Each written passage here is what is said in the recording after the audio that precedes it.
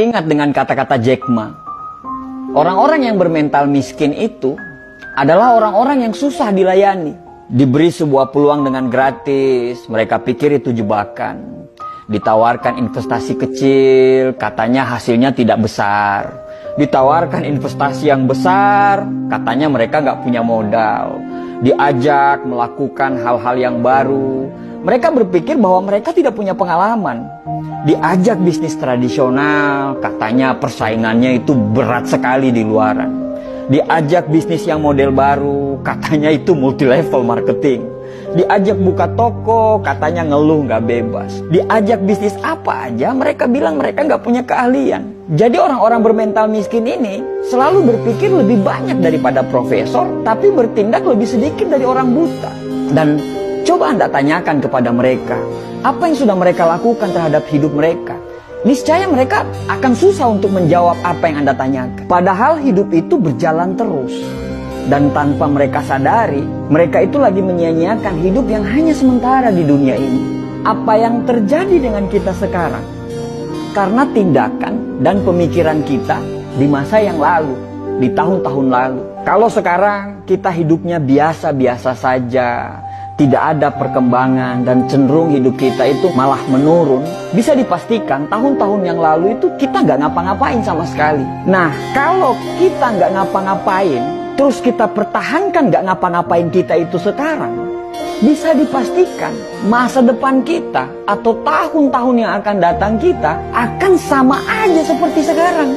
Selalu ada kesamaan apa yang dilakukan oleh orang-orang gagal dan bermental miskin ini. Kesamaan itu adalah sepanjang hidup mereka, mereka hanya menunggu dan menunggu.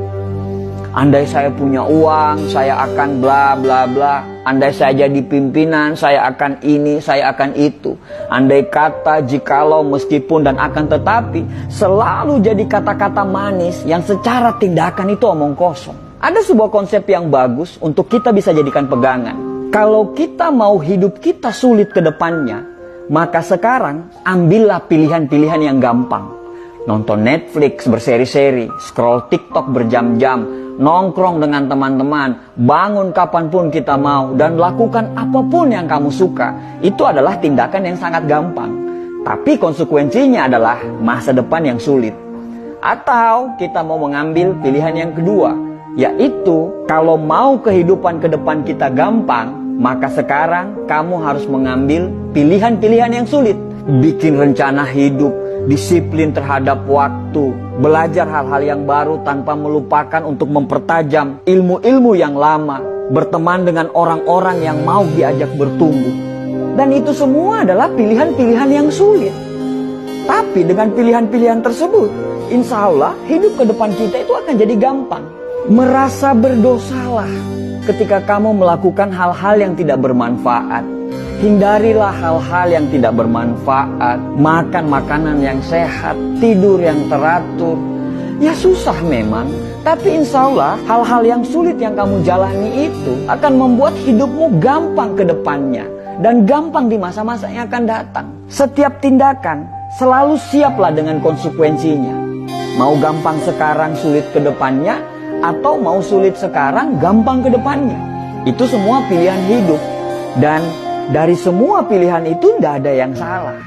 Tapi bersiaplah dengan konsekuensinya. Susah memang dibedakan mana orang yang serius mau berubah dan orang yang cuman ngomongnya doang yang besar. Kamu tahu kalau hidupmu masih serba kekurangan, tapi kamu malah tidak mau kerja keras.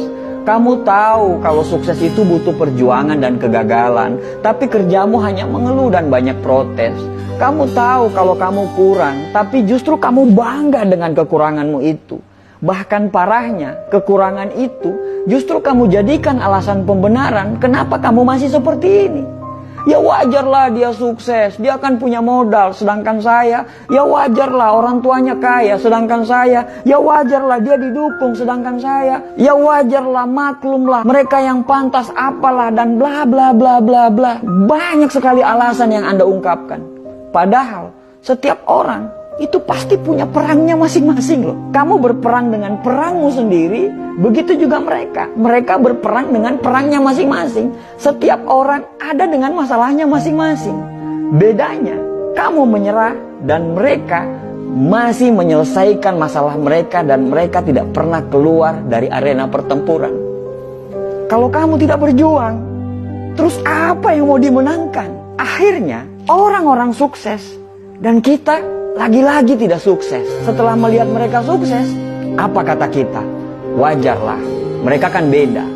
Ya iyalah beda. Orang-orang sukses itu pasti berbeda. Perbedaan tidak selalu yang terbaik, tapi yang terbaik pasti berbeda. Bukan beda makanannya, karena mereka pun makan apa yang seperti kita makan. Bukan beda dari kecerdasan. Terkadang orang-orang sukses itu justru kepintaran dan kecerdasannya itu jauh di bawah kita. Tapi yang membedakan itu adalah action dan tindakannya.